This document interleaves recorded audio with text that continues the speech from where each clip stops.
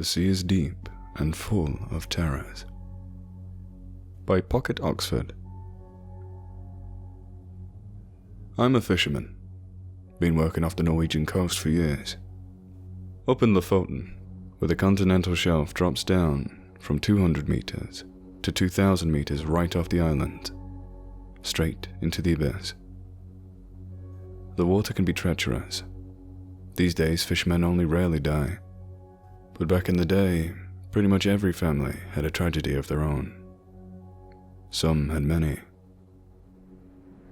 And all had stories about the things that are out there. We don't believe the stories anymore, of course not. We're rational, we're modern. We rely on sonars and radars and weather forecasts, not old wives' tales. But when you're out there, out on the open ocean, surrounded by only dark waves and howling winds, sometimes things are a bit different. And sometimes you see things. So here's my story.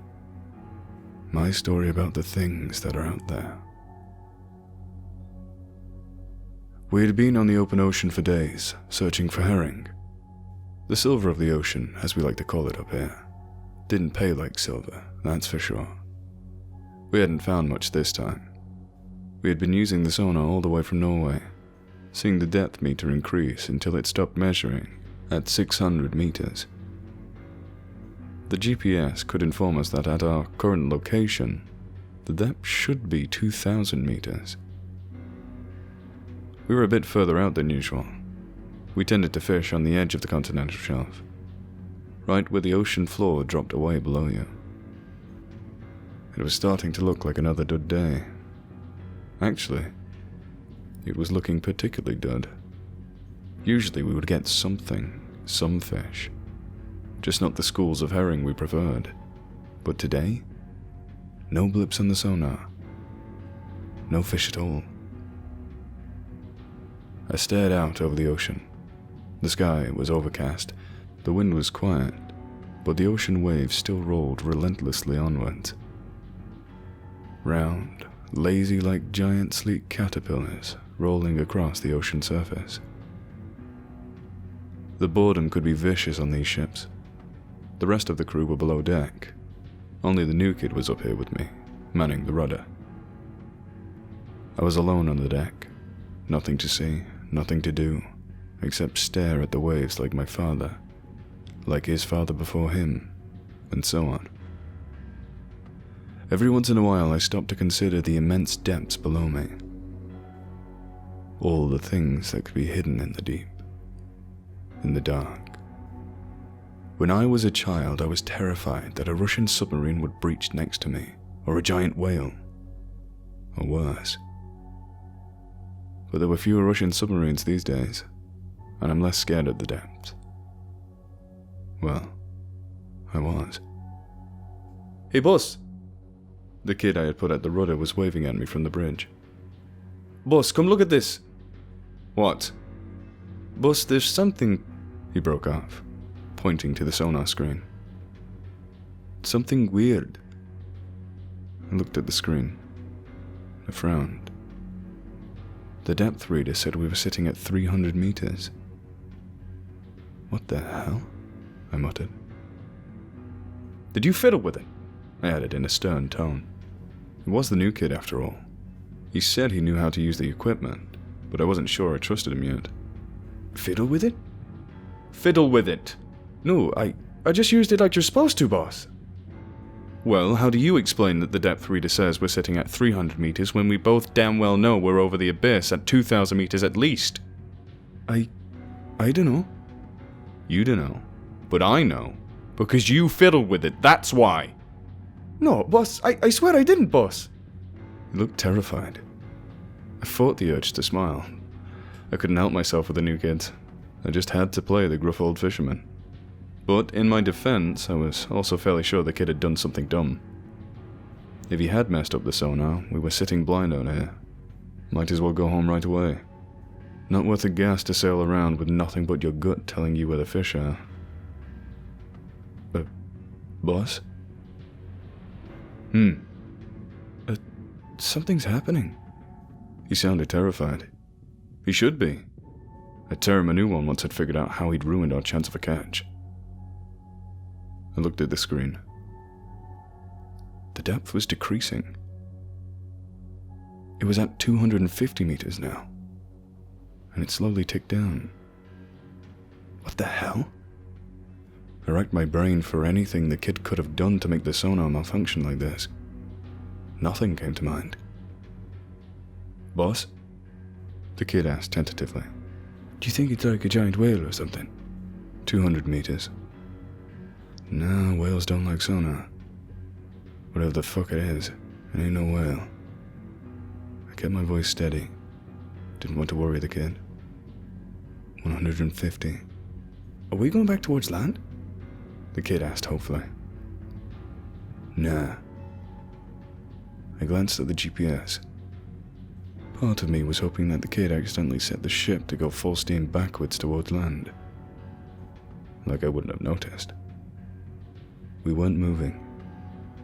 Depth at the current location, around 2,000 meters. What the fuck? 100. 75. 50. I swallowed. What the flaming fuck could be big enough that the sonar picked it up as the ocean floor? 40. 30. 20. 10. 5. But the kid started. The boat lurched forward. I braced myself against the wall. The kid was too slow, smashed against it. His eyebrow split open, blood streamed down his face. Another lurch. This time he caught himself. He looked over at me, fear written all over his face. What the hell? I muttered. What the bloody fucking hell? The stern smashed back down into the water, sending waves outwards in every direction. I looked back at the sonar. Nothing. Black. I hit the side of the screen. Still nothing. Of course. I looked at the kid.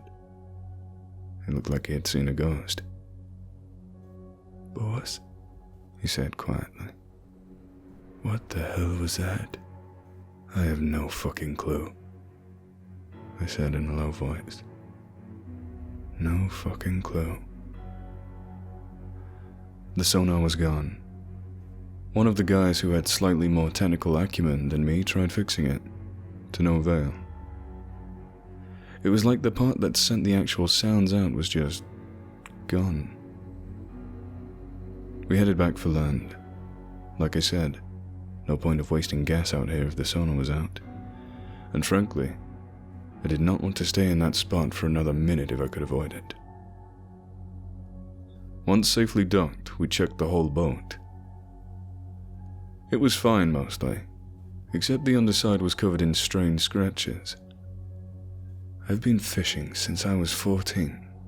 Never seen anything like it. It looked like a giant bear had clawed all over the hull.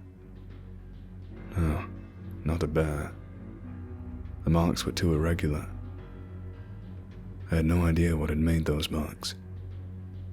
Nothing that lives off the coast of Norway could make these marks. Nothing I knew of. Stranger still, the sonar equipment was gone.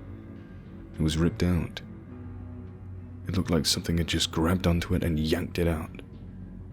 Something big. We replaced the sonar. We didn't talk much about what happened that day, but we never went as far out over the shelf again.